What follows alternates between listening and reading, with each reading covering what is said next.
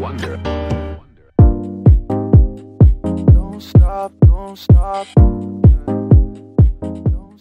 Alors, Jean-François Bartier, pour me présenter en quelques mots, je suis toujours entrepreneur, je suis gestionnaire aujourd'hui, gestionnaire de patrimoine. J'ai un cursus de 20 ans d'entreprise, dont à peu près 18 ans d'entrepreneuriat. Les différents types d'activités, des activités de négoce, des activités en industrie, de fin 2016, début 2017, où ça c'est un petit peu compliqué. Une liquidation judiciaire suite à une mauvaise anticipation de la revente de mes sociétés. Pas tout de suite. J'avoue que j'ai mis un petit peu de temps avant de trouver et faire la démarche, essentiellement.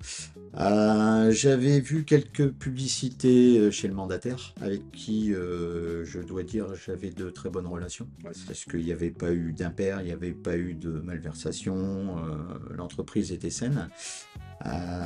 Donc de très bonnes relations, je me suis occupé des bilans. Et puis sur la salle d'attente, il y avait plusieurs brochures, dont une de 60 000 rebonds.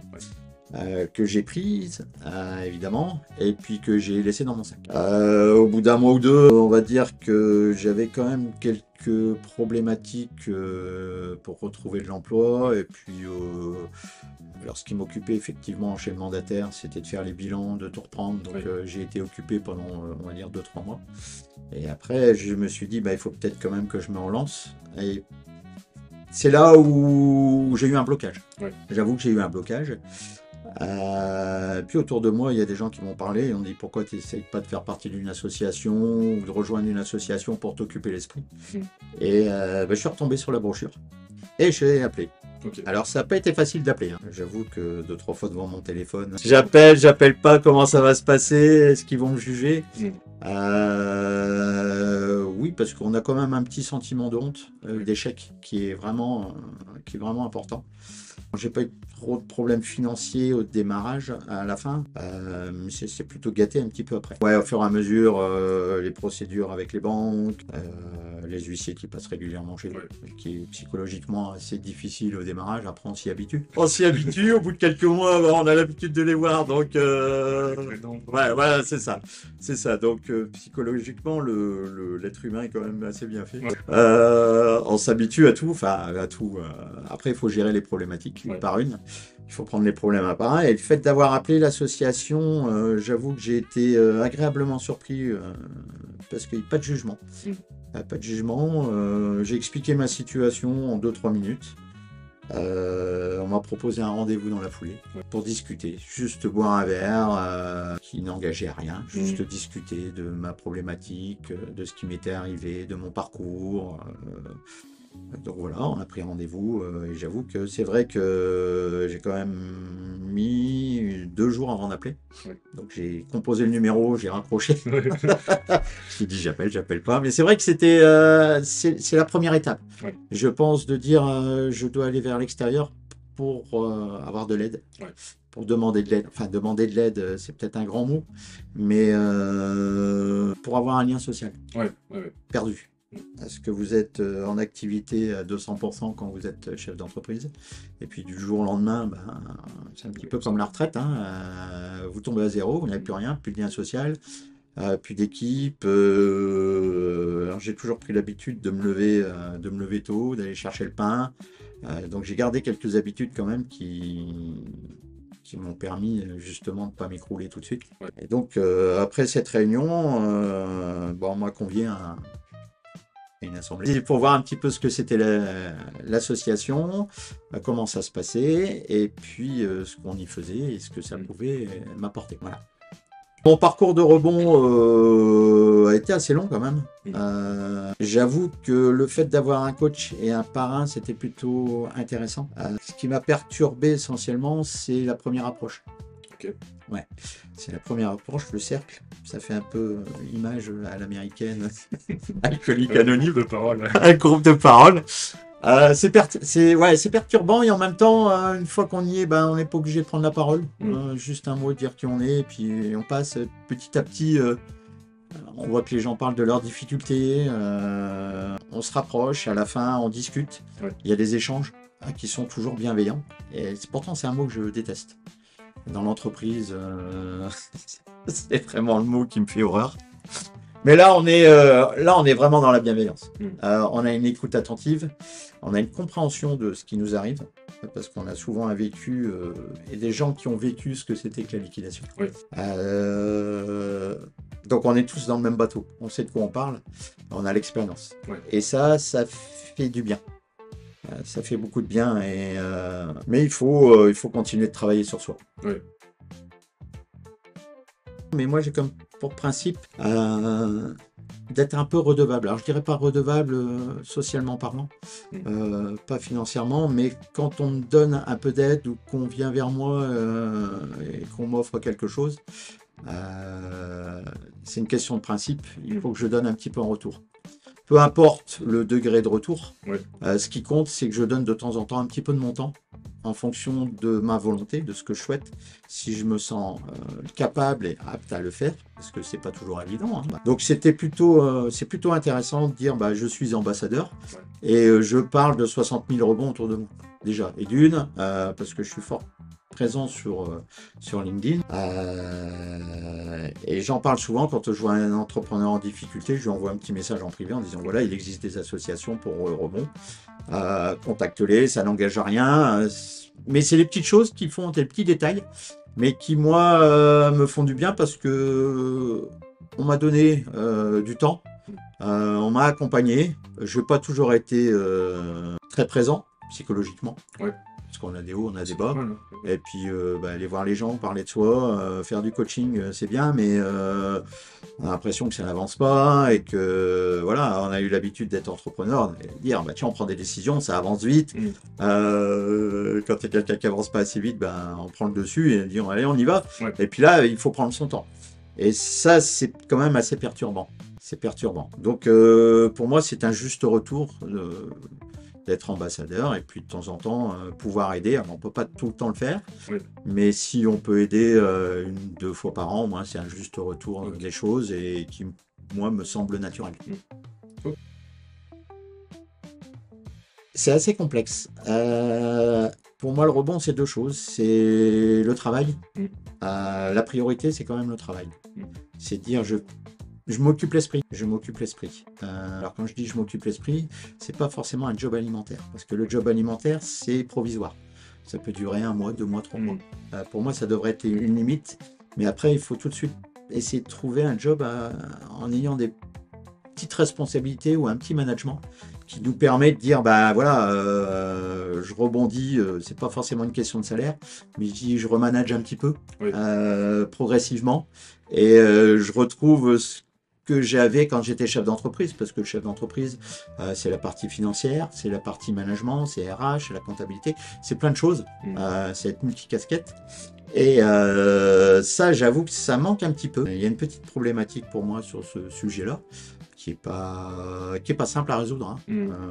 Mais oui, donc le fait de rebondir, oui, c'est trouver un job tout de suite pour s'occuper de l'esprit. Et après, c'est se reconstruire.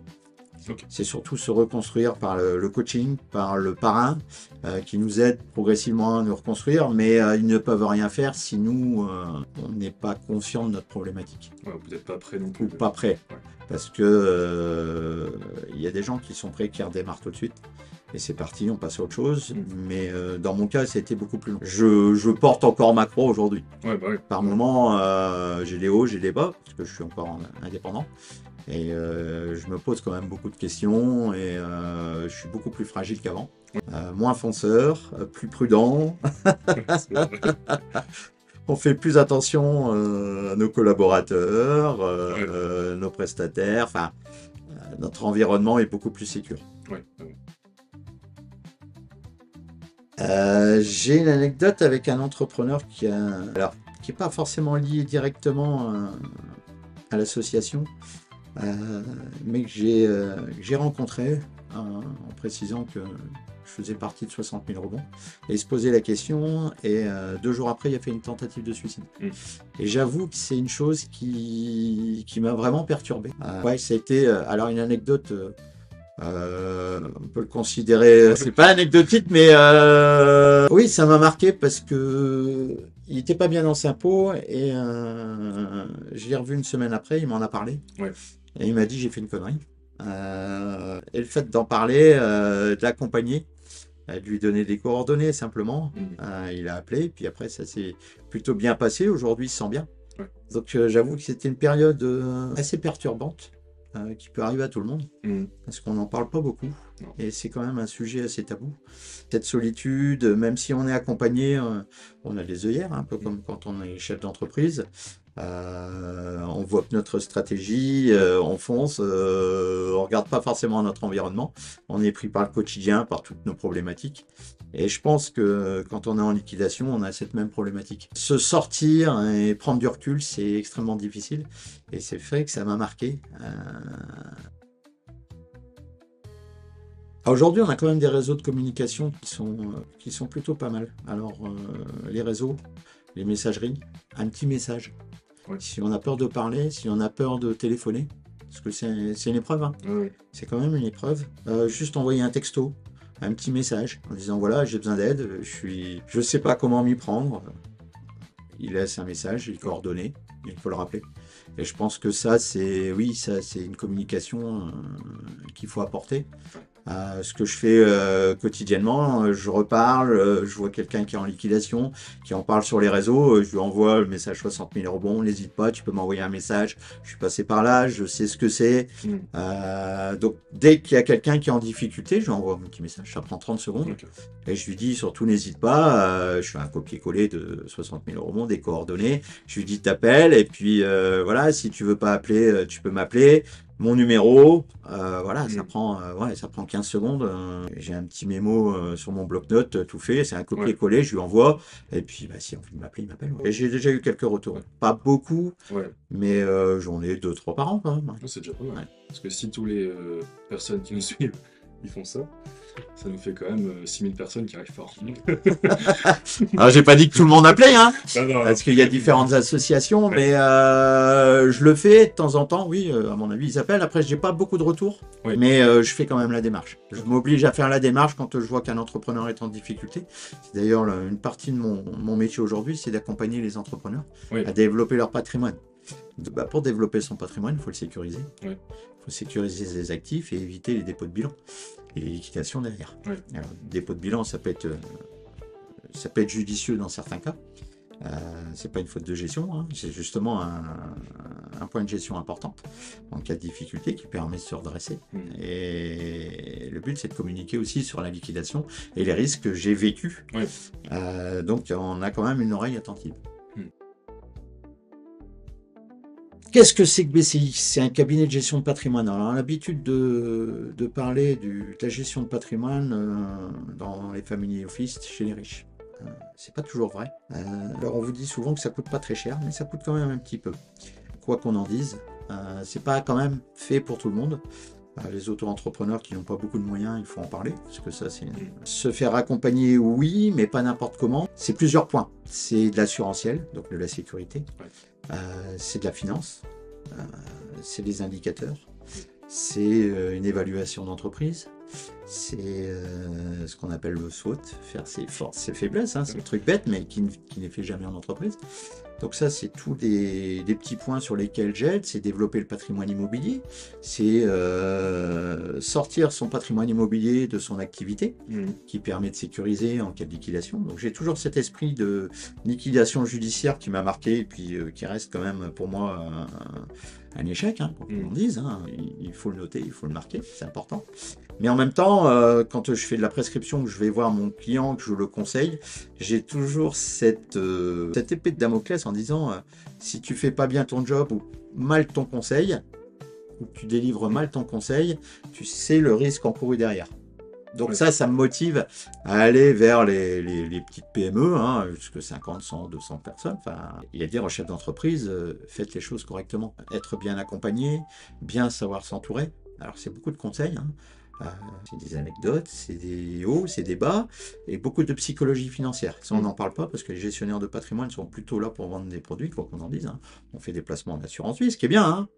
Hein. C'est pas une critique du métier, mais moi, je suis plus sur la psychologie financière. Comment apprendre à gérer ses finances pour ne pas arriver à ce que je... par l'étape à laquelle je suis passé. Et devoir faire appel à 60 000 rebonds. Il y a deux choses. Une personne qui m'inspire, c'est Jack Ma pour ses échecs. Ses nombreux échecs. Il a su rebondir. Ouais. Donc ça, pour moi, c'est... alors, c'est une personne qui est un peu à part, mais il y a une philosophie, une manière de penser. Alors, on est dans un autre monde, hein, on est plus sur la Chine. C'est une autre manière de penser, une autre manière de faire. Mais ça résume bien ce que c'est que l'échec. C'est j'échoue, j'y vais, je postule à McDo 9 fois, 10 fois. Il y a 50 personnes, bah, ils en retiennent 49, et bah, moi je suis la dernière. Donc ça pour moi c'est vraiment une personne qui m'inspire. Et la deuxième chose, un mot, ça serait la gentillesse. Si je devais retenir un mot, ça serait la gentillesse des gens.